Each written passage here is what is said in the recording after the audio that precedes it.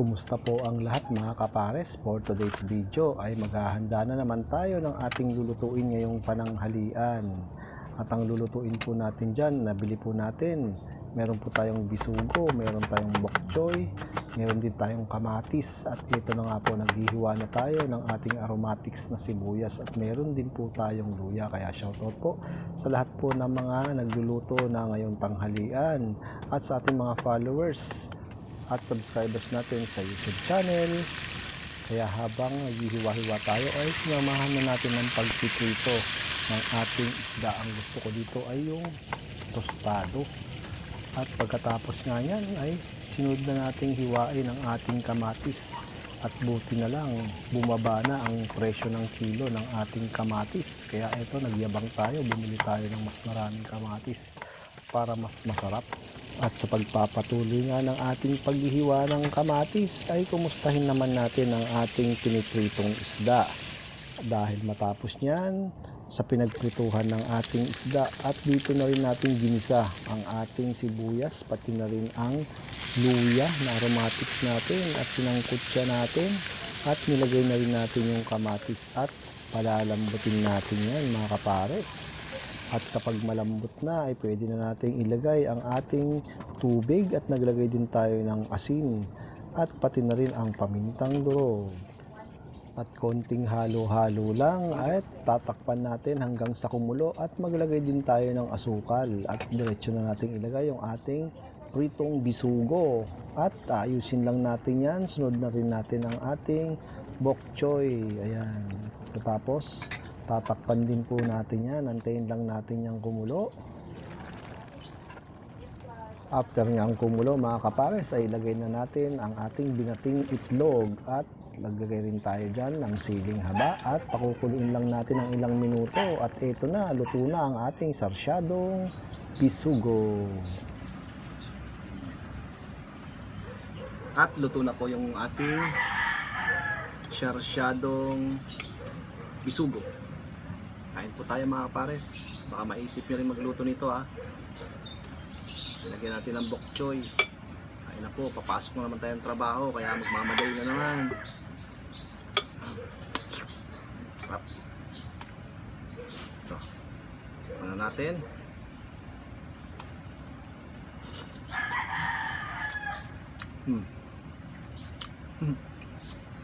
Okay. Tinik.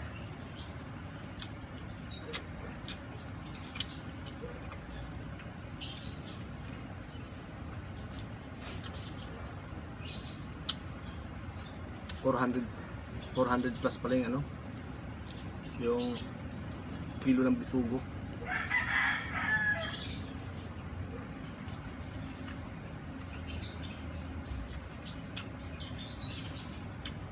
Yung 5 piraso na bili namin na ano, 286. Pero sa ano, supermarket. Pero masarap ha.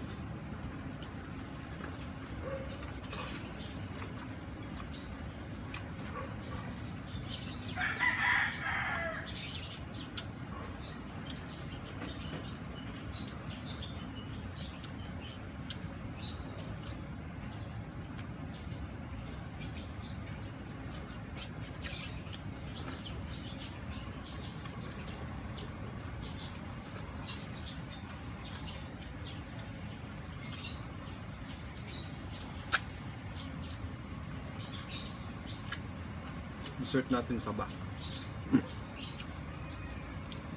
Sustansya rin naman yan eh. Kahit hindi mo na ilaga eh.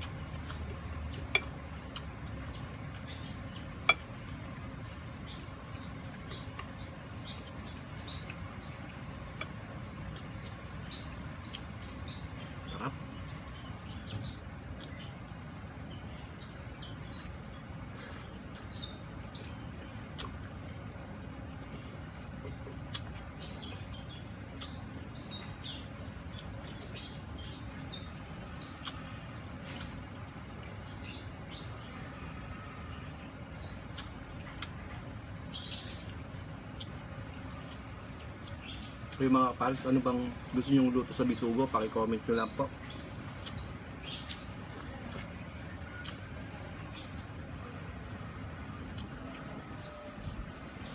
Yung masarap na luto sa bisugo pa.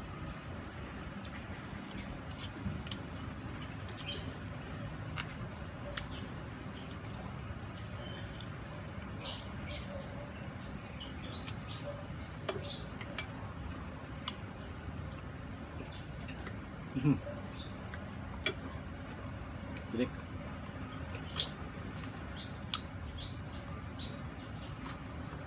Sumabit.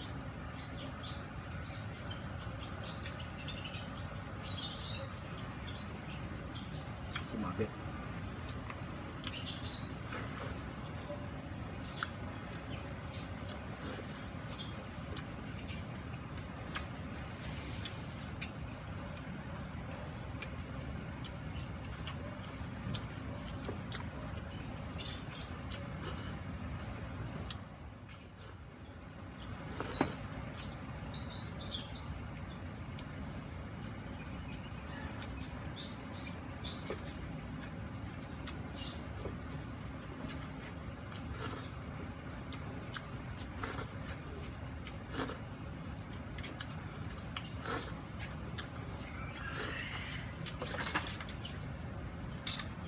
Solve na po tayo mga kapares. Maraming salamat po sa mga followers namin sa Facebook page, sa YouTube channel.